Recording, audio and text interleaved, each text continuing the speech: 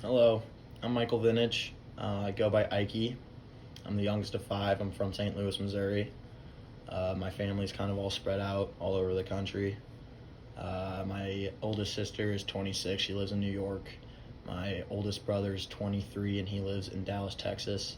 My other brother is 22 and he lives in Chicago, Illinois. And then my other sister is 19 and she lives in Arizona and goes to the University of Arizona in Tucson. And so my object that I am doing is a deer. Obviously I couldn't have a deer, couldn't bring a deer into this video, but I chose a deer because I was raised by my mom. I'm the youngest of five, so I was kind of the baby, kind of like the meme as the baby child gets whatever he wants. Wasn't really like that in my family, but kind of was. I kind of got everything earlier than my siblings did when they were my age and stuff. But so I chose a deer because my mother passed away 4 years ago due to mental health. But I chose the deer because she told me a story about deer once, how she was praying and she saw deer run across like the back glass of the chapel. And so she told me this about a few months probably before she passed.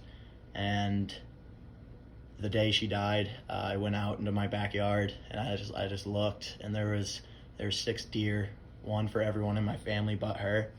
And so whenever I see a deer, I think of my mom, and then it also has a lot to do with my personality because I was pretty much strictly raised by my mom. She raised me 90% of my life up until she passed because my dad had to work and stuff.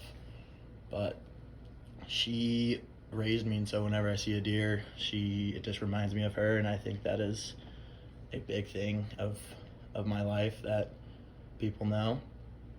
And she pretty much taught me what was right and wrong and how to treat people, how to talk to older people, just pretty much everything.